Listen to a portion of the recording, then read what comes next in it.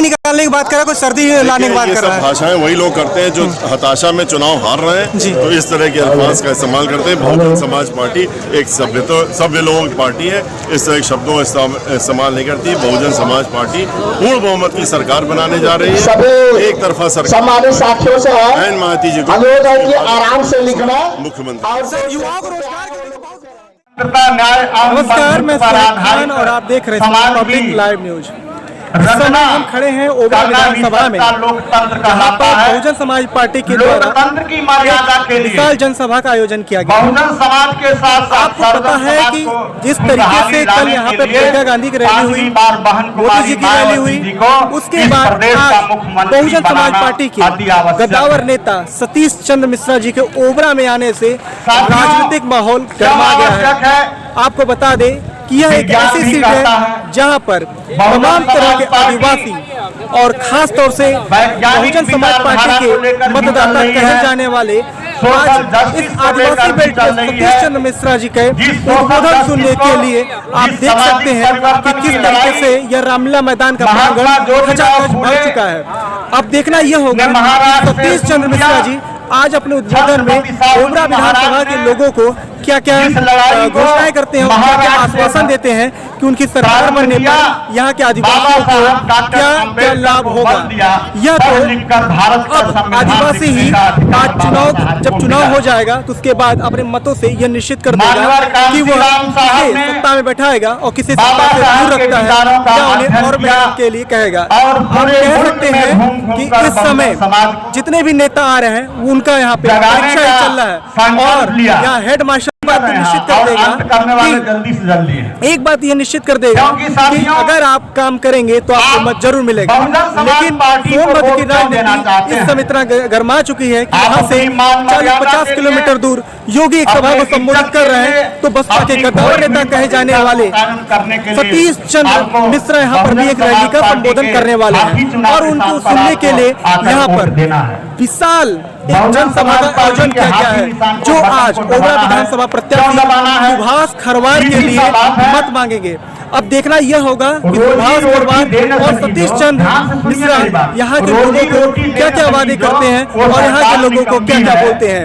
यह तो समय बताएगा कि मत देने के बाद कौन विधानसभा पहुँचता है कौन नहीं। लेकिन विधानसभा में इस बात का कयास लगाया जा रहा है कि बसपा के साइलेंट वोटर इस बार क्या रंग लाएंगे, क्योंकि बसपा जब भी चर्चा नहीं रही है तब नए नए गेम चेंजों को बदलती रही है। अब देखना यह है कि इस बार विधानसभा चुनाव में क्या बसपा उस सत्ता के कुर्सी पर पहुंच पाती है या नहीं, यह तो जनता सिद्ध करेगी। हमारा आपका काम है कवरेज करना और कवरेज जनता की बातों को आवाम तक आप तक पहुंचाना।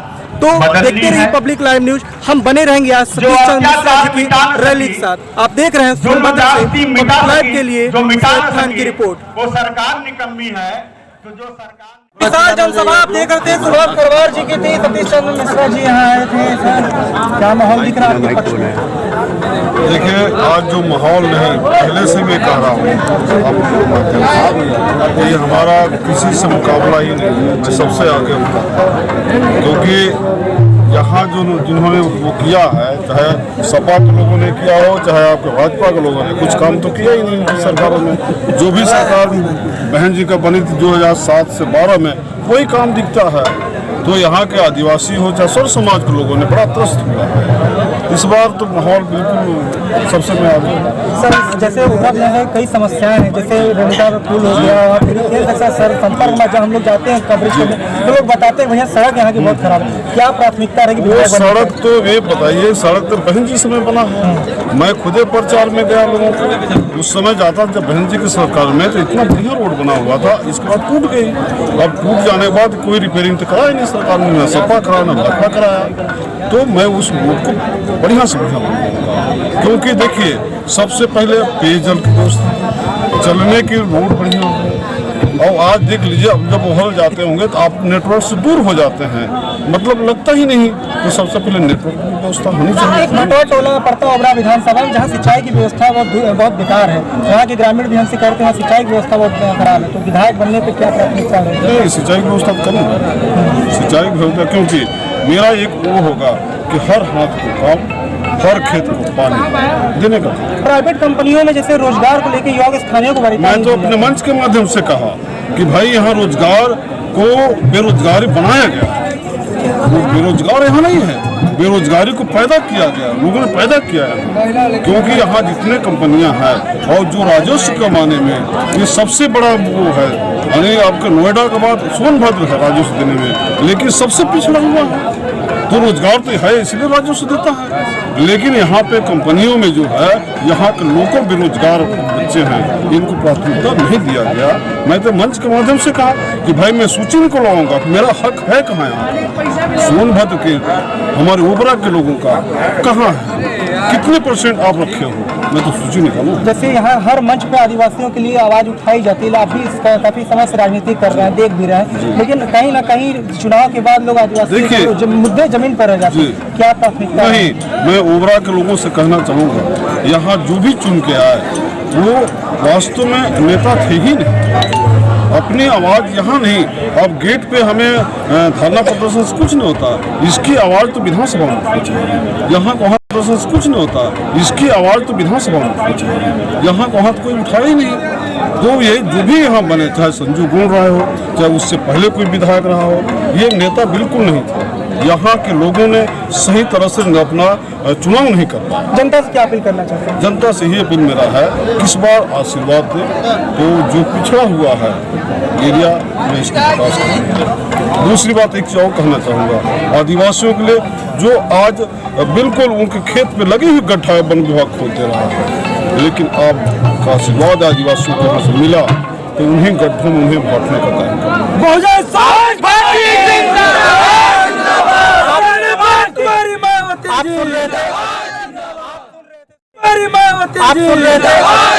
आप सुन रहे थे सुभाष खरवार को, जिन्होंने विभिन्न मुद्दों पर अपनी बातों को रखा और कहा है कि रोजगार हुआ, चाहे आदिवासियों के लिए जो भी समस्या रहेगी सबसे पहले हम उसको उठाने का काम करेंगे। यहाँ पर एक काफी समय से बहुजन समाज पार्टी के कार्यकर्ता रहे हैं और काफी चहेते नेता में से एक है। आप बताइए ओबरा विधानसभा जनता क्या चाह रही है? नाम नंदलाल पांडे, बहुजन समाज पार्टी का जिला उपाध्यक्ष हूँ। मैं अपने पूरे विधानसभा क्षेत्र में अपने विधायक को चुनने के लिए मतदाताओं से मैं बराबर आग्रह कर रहा हूं कि हमारा विधायक को चुनिए, बहन जी को 5वीं बार मुख्यमंत्री बनाइए। हमारा ओबरा विधानसभा इंडस्ट्रियल बेल्ट है, कोई भी इंडस्ट्री लगाने के पहले इसका एक मानक होता है जो 5 किलोमीटर में जमीन हमारे उस मानक से वंचित है, उनको मैं दिलाने का काम करूंगा विधायक जी से कह के। और हमारी जब सरकार आएगी तो जो यहाँ के वनवासी, आदिवासी, गिरिवासी, जनजाति जो भी है सबका विकास होगा। आप एक पोस्ट पढ़े थे, आप बोले थे इस बार के चुनाव बहन जी आप संघर्ष करें, हम आपके साथ हैं। बहन जी आप आगे बढ़े, हम आपके साथ हैं। हर पोलिंग बूथ को जिताना है, बीएसपी को सत्ता में लाना है। सुभाष खरवार जिंदाबाद, ओबरा का नेता कैसा हो, सतीश चंद्र मिश्रा जिंदाबाद, बहुजन समाज पार्टी जिंदाबाद, ओबरा की जनता जिंदाबाद, क्या पड़ा है चक्कर में, कोई नहीं है टक्कर में। तो आप अभी सतीश चंद्र मिश्रा जी को सुने हैं और हमारे बीच कुछ यहाँ पे बसपा के नेता हैं जो लगातार क्षेत्र में घूम घूम के बसपा की नीतियां, बसपा की घोषणा पत्रों को आदिवासियों के बीच पहुंचाने का काम कर रहे हैं। तो हम जानने की कोशिश करते हैं कि क्या माहौल चल रहा है इस समय ओबरा विधानसभा। सर क्या नाम पड़ेगा? मेरा नाम आशीष मिश्रा बागी है। आशीष मिश्रा बागी जी, तो बताइए इस समय विधानसभा ओबरा में क्या ब्राह्मणों का शंखनाद हो गया है ओबरा विधानसभा में और हमारे सुभाष खरवार जी प्रचंड बहुमत से जीतने जा रहे हैं। प्रचंड बहुमत से जीतने जा रहे हैं। तो इस समय बताइए ओबरा विधानसभा का जो यहाँ के इससे पूर्व में विधायक रहे, मंत्री भी रहे, खुश नहीं है क्या जनता उनसे? वीडियो घुमा के भाई झूठों की फौज में झूठे न भर्ती हुआ है संजीव गौड़। संजीव गौड़ से बड़ा झूठा आज तक हमारे सोनभद्र जनपद में कोई विधायक नहीं हुआ। अच्छा जी, तो इसमें बताइए ओबरा विधानसभा के युवा, महिला, बेरोजगार, बुजुर्ग क्या चाह रहे हैं? सब यही चाह रहे हैं कि बहन जी जो है 5वीं बार मुख्यमंत्री बने और योगी बाबा मठ में जाए 10 तारीख, यही चाह रही है। अच्छा ये बताएं बागी जी क्या चाहते हैं ये बताएं। बागी जी ये चाहते हैं कि हमारे सुभाष खरवार जी इतने वोटों से जीते हैं कि जिसकी आवाज बुझे। अच्छा बताइए आपके विधायक मेरी बात सुनिए, कोई बात नहीं, आप हमारी बात सुनिए, हमारे चैनल सब पकड़ लेगा, ठीक है। ये बताइए आपके विधायक जी जाते हैं ओबरा विधानसभा सबसे बड़ी है रेणुका पुल जो कि रुका हुआ है, काम अभी समय से उद्घाटन हो गया हुआ नहीं है और तेड़ीतन तक संपर्क मार्ग का स्थिति बहुत दयनीय है, क्या काम करवाएंगे दर के लोगों के लिए? अरे भाई जो काम आज तक जंगल में हुआ है किसी दूसरे सरकार ने नहीं करवाया है।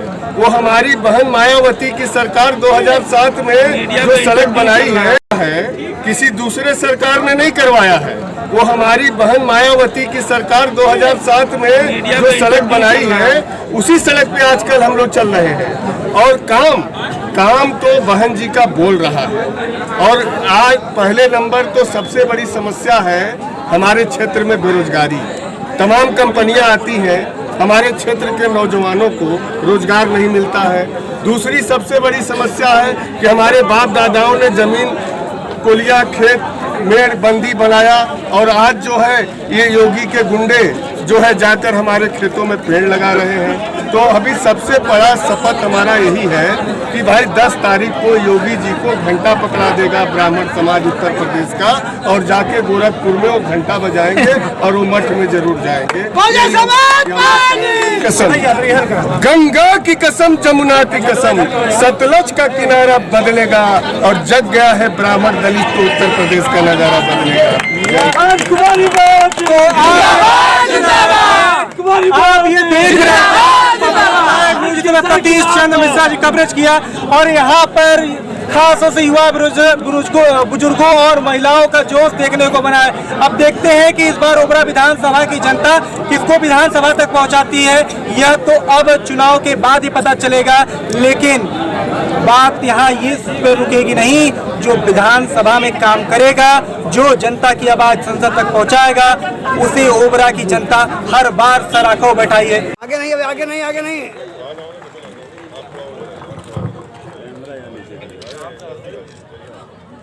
Hello Bahujan Samaj party, Bahujan Samaj party. Mishra ji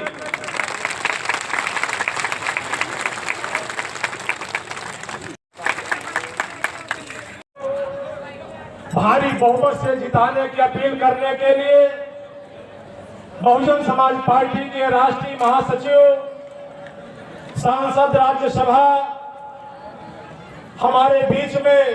बहन जी आप संघर्ष करें, हम आपके साथ हैं।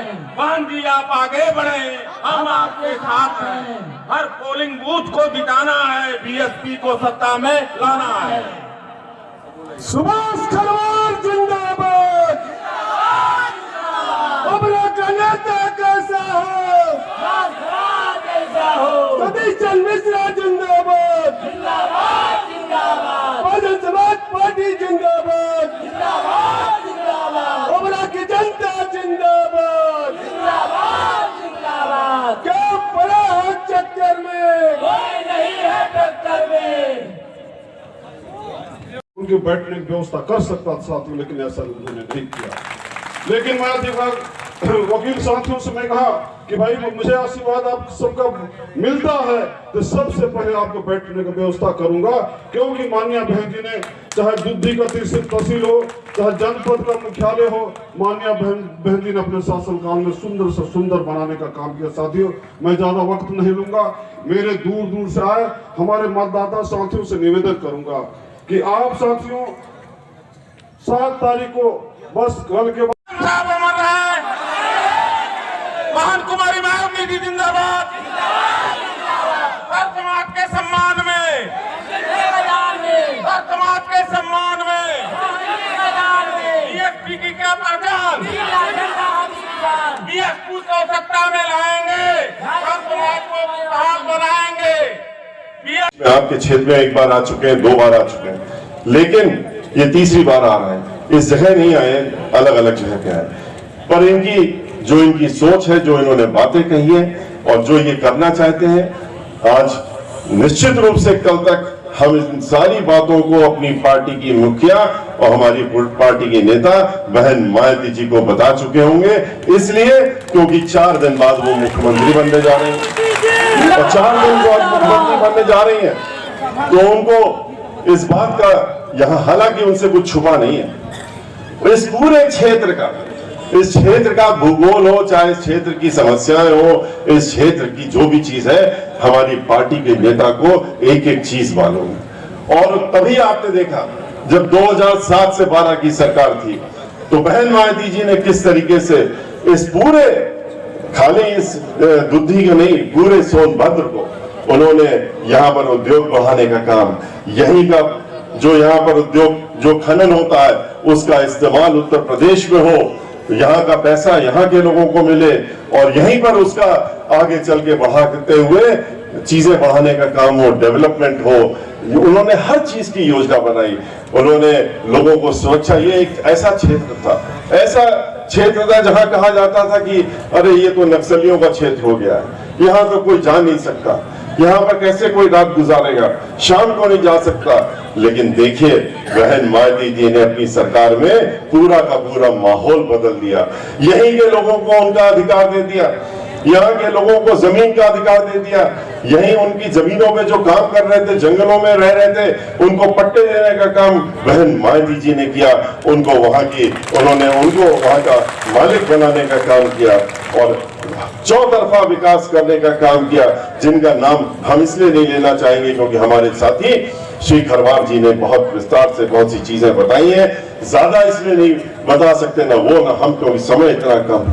लेकिन ये इतना जरूर कहना चाहेंगे कि उत्तर प्रदेश में जो सरकार चल रही है, उसके लिए न बुंदेलखंड और न आपके यहाँ पर मिर्जापुर मंडल में, खास तौर से सोनभद्र उनके निगाह में नहीं रहता। किस बात के लिए रहता है? सिर्फ यहाँ पैसा कमाने के लिए, पैसा कैसे कमाया जा सके, उगाया जा सके, उस तरीके से भ्रष्टाचार कैसे किया जा सके, इसी के लिए उनके पास समय है, यहाँ इस क्षेत्र के लिए, यहाँ के विकास के लिए नहीं है।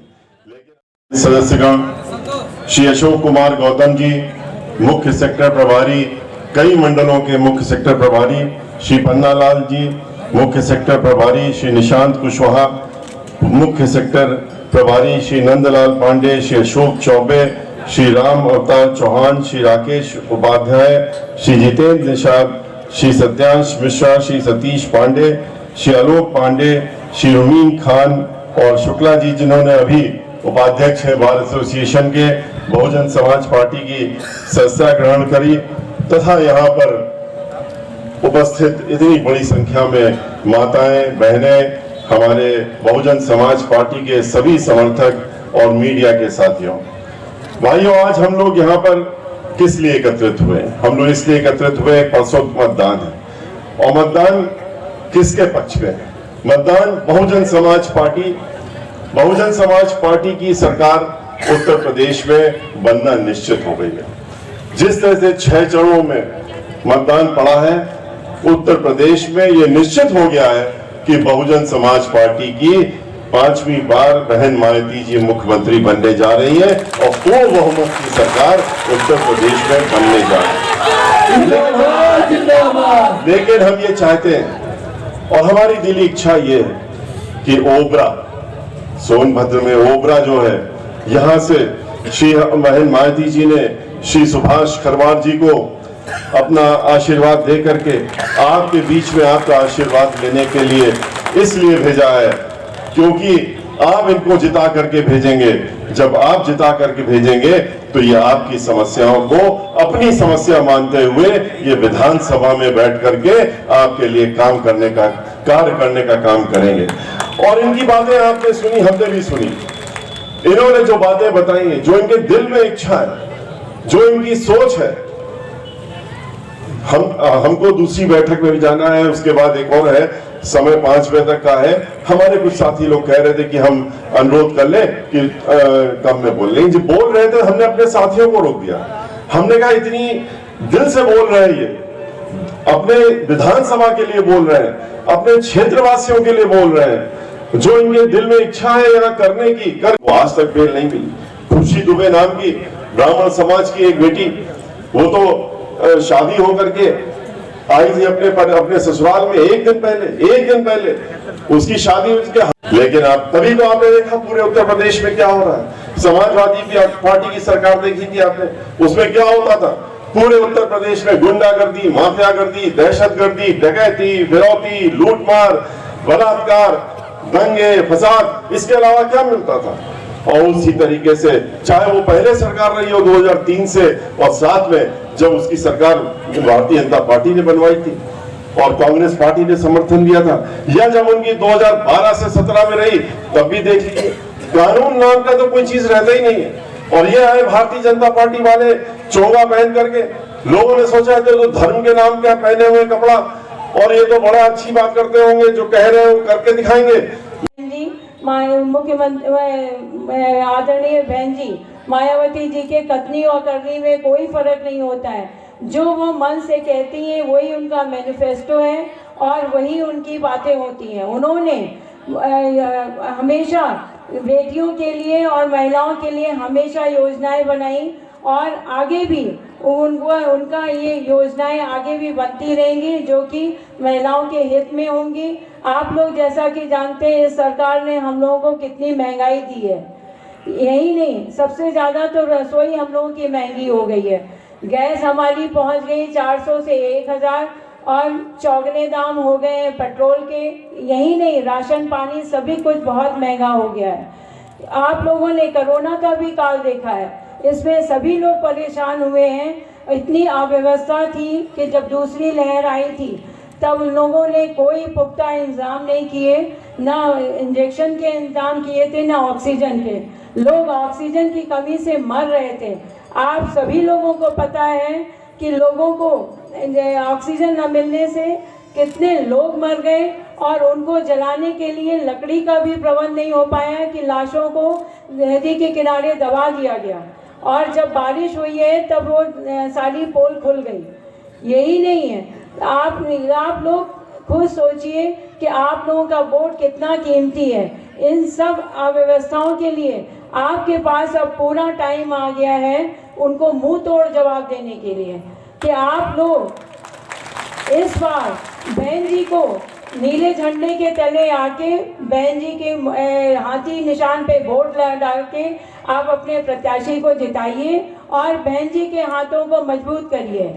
ये किसी के लिए नहीं, आप सभी महिलाएं, सभी भाई लोग अपने लिए करिए कि जिससे कि बहन जी के हाथ मजबूत हो तो पुख्ता इंतजाम और हमारा भविष्य और सुरक्षा तो मिलेगी ही, भविष्य सुरक्षित हो सके, जो कि बेरोजगारी दूर हो सके और चैन अमन का शासनकाल फिर से आ सके।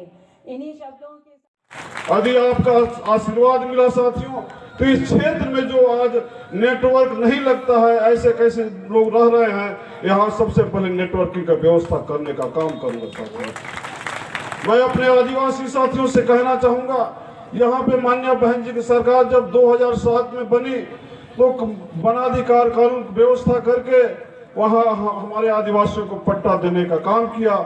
लेकिन जैसे माननीय बहन जी की सरकार गया तो यही अखिलेश यादव का सरकार, यही आपके भाजपा की सरकार ने हमारे आदिवासियों को फाइलों को धूल में फेंक देने का काम किया साथियों।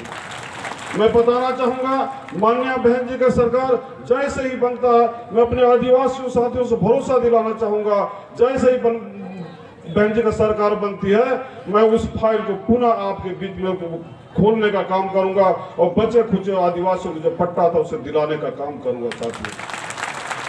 यही नहीं साथियों, आज आप तमाम लोग कन्हारा साइड के और आपके लोग जो उधर से चल के आते हैं, जो बिजुल नदी में जो पार हम लोग करते हैं साथियों, तो हम लोग को दिल धक धक करता है। इसलिए करता है कि वहां से गाड़ी कब फिसल के नदी में आ जाएगा, ये साथियों ये देखने के बाद तमाम साथी जाते होंगे तो महसूस करते होंगे। लेकिन बिजुल नदी में पुल बनना चाहिए, क्योंकि माननीय बहन जी जो जुगैल जो रास्ता जा रहा है इसमें पुल बड़ी से बड़ी पुल माननीय बहन जी बनाने का काम किया। उससे पहले हम लोग यहाँ नाव से पार होते थे, पैदल पार हुआ करते थे साथियों। लेकिन मैं साथियों आज भी कहना चाहूंगा अपने आदिवासी साथियों से जो बिल्कुल आज विकास से दूर हैं। जैसे आप विद्यालय नहीं, विद्यालय बहुत दूर दूर में है। माननीय बहन जी के समय में कई विद्यालय क्षेत्र में शिक्षा का व्यवस्था हुआ साथियों। आज मैं माननीय अपने मुख्य अतिथि से बताना चाहूंगा, जैसे यहाँ बेरोजगार, बहुत ज्यादा बेरोजगारी है। बेरोजगारी यहाँ लोगों ने पैदा किया आदिवासियों के बीच में, सर्व समाज की मैं बात करता हूँ, आदि वहाँ पैदा किया गया। तमाम हमारे यहाँ फैक्ट्रियाँ हैं, हिंडाल्को, कनौडिया और वहाँ बगल में डाला फैक्ट्री है, लेकिन यहाँ का आज बेरोजगार है, दूसरे प्रांत में जाते हैं काम करने। साथियों, हमें आपका आशीर्वाद मिला। मैं सबसे पहले इन कंपनियों का सूची निकलवाऊंगा और कहूंगा कि मेरे यहाँ के लोगों को, बेरोजगारों को कितनी नौकरी दी है साथियों, इसके मैं काम करने का काम करूँ साथियों।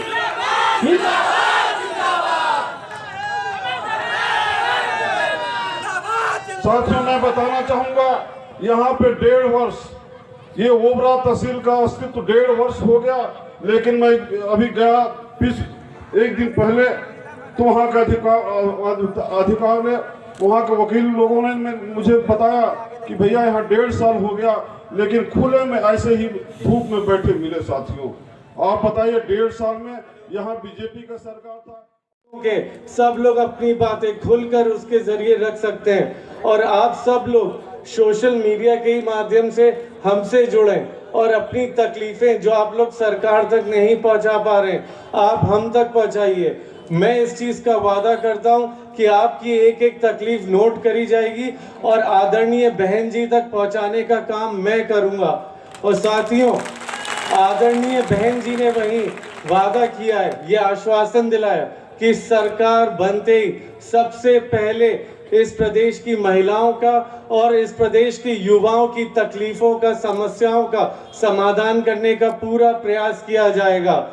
साथियों, मेरे पास बातें बहुत हैं, लेकिन आज समय की कमी के कारण आप सब लोग दूर दूर से हमारे आदरणीय पिताजी के विचार सुनने समझने आए, तो मैं आपका ज़्यादा वक्त नहीं लूँगा, लेकिन इतना ज़रूर कहना चाहूँगा कि मैं आज पहली बार आपके बीच आया हूँ, लेकिन ये कोई आखिरी बार नहीं है। मुझे दोबारा आना पड़े या 5 बार, 10 बार, जितनी बार आना पड़े, मैं आपके बीच आऊँगा और ख़ास तौर से युवाओं की समस्या और उनकी दिक्कतों का सामना करने के लिए उनके साथ कंधे से कंधा मिलाकर मैं खड़ा रहूँगा।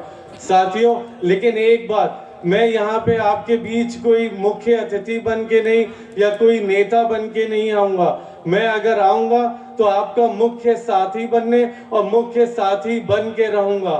साथियों, इन्हीं बातों के साथ मैं आप सबसे आज्ञा लेना चाहूँगा, लेकिन इतना ज़रूर कहना चाहूँगा कि जो भी आज आप यहाँ बातें सुने, समझें, हमारे आदरणीय पिताजी द्वारा जो बातें रखी जाएं, उनको यहाँ छोड़ के नहीं जाना है, उनको अपने साथ लेके जाना है और घर घर जाके बताना है और ये बता देना है सबको कि जो भी सत्ता के नशे में आपको डराने और दबाने की कोशिश करता है, उससे अब डरने दबने की ज़रूरत नहीं है। जो भी डराए दबाए, उसको बस इतना बोल देना है कि आदरणीय बहन जी 5वीं बार इस प्रदेश की मुख्यमंत्री बन के आने जा रही हैं। तो जो भी आपको डराता दबाता है, वो खुद ब खुद कहीं घर में घुस के या बिल में छुप के बैठ जाएगा। साथियों, इन्हीं शब्दों के साथ मैं आपसे आज्ञा लेता हूँ। जय भीम, जय भारत, जय परशुराम।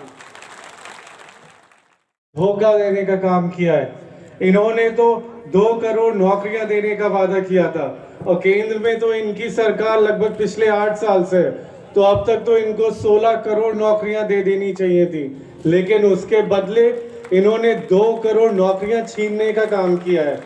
साथियों, आरक्षण के नाम पे भी ये सिर्फ और सिर्फ धोखा देने का काम कर रही है, चाहे रेलवेज हो या तो और कोई भी सरकारी यूनिट्स हो। एक एक करके सब ये प्राइवेट कंपनियों, प्राइवेट ऑर्गेनाइजेशंस के हाथों में बेच रही है।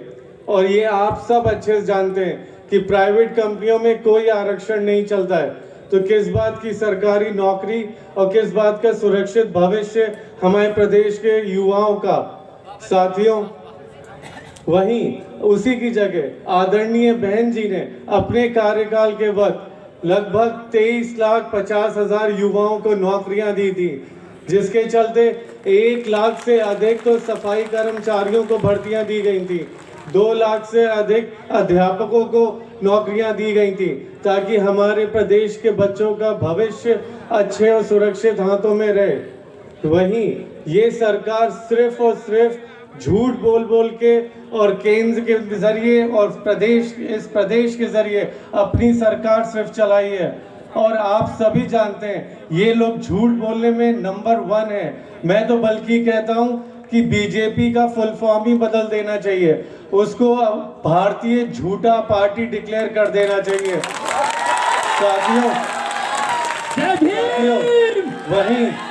वहीं आजकल सोशल मीडिया का जमाना है और हर कोई, चाहे बड़े से बड़ा शहर हो या छोटे से छोटा शहर, हर कोई सोशल मीडिया का माध्यम से जुड़ा हुआ है एक दूसरे से। लेकिन इसका सबसे गलत इस्तेमाल ये सरकार करती है अपने दुष्प्रचार और प्रसार फैलाने में, जिसके लिए ये लोग मशहूर हैं। और आप सब जानते हैं कि सिर्फ झूठी बातें और अपनी तस्वीरें छाप छाप के ये सिर्फ और सिर्फ गुमराह करने की कोशिश करते हैं।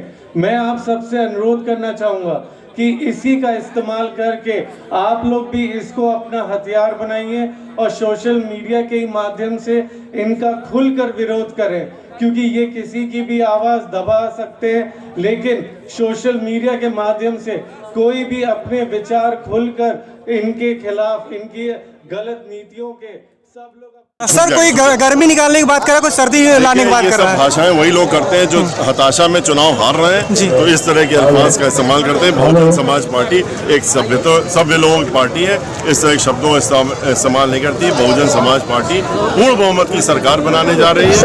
एक तरफा सरकार साथियों से मायावती जी को अनुरोध है कि आराम से लिखना।